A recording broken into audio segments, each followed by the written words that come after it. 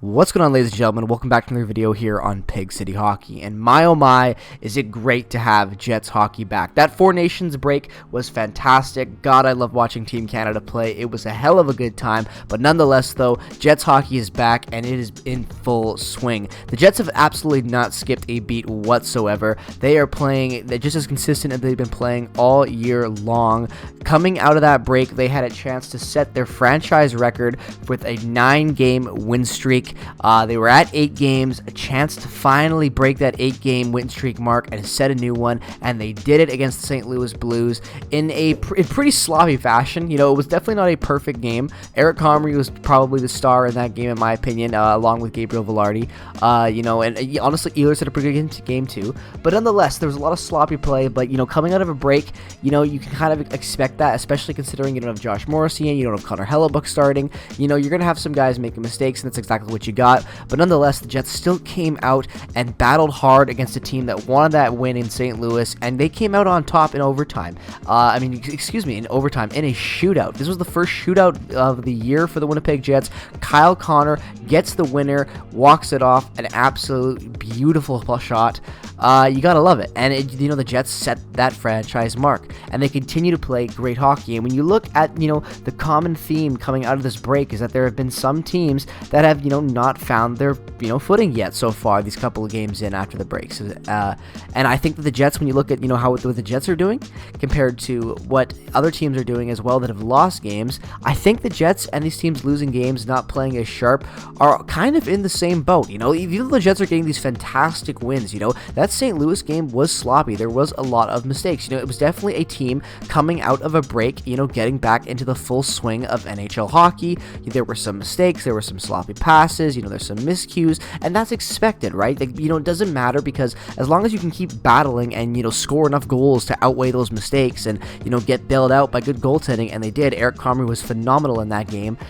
You're going to find a way to hopefully win those games most of the times. That's exactly what's happening with the Jets right now, because you go into this game last night against the San Jose Sharks, a bottom feeder, but for some reason, the San Jose Sharks this year have played the Winnipeg Jets so damn close. Each game has been almost a nail-biter, it feels like at times. Like San Jose just plays the Jets close, and this game had a lot riding on it. It was also the Black History game for the Winnipeg Jets, and honestly, it was a really good night to get together just in general. You had a lot of Jets great alumni there, with Pokey Reddick being there, as well as Ray Newfield, which you gotta love.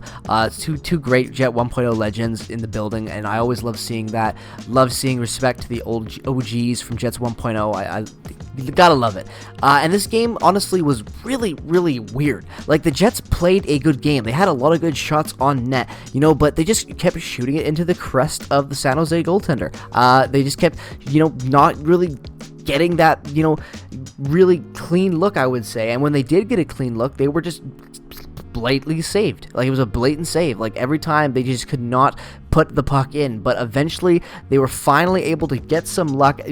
Played pretty much 59 minutes of hockey played, but thank God, because Josh Morrissey is able to come in and tie this game up at 1-1 with like 25 seconds left in the third period, pretty much, which was incredible. Like, I did not think the Jets were to come out and win this, and again, with a chance to extend the franchise win streak to 10 games, be the first team this year in the NHL to get a double-digit win streak. You gotta absolutely love it. And you could tell the boys wanted this. They were hungry, and the building erupted when Josh Morrissey scored that goal, and it was a hell of a good moment. And again, the Mr. Patriot over here, Captain Canada, even though he wasn't the captain either way, just absolutely putting on a show. And a 10-game win streak. The Jets are now up to a 10-game win streak for their franchise record, and you gotta love it. How could you not?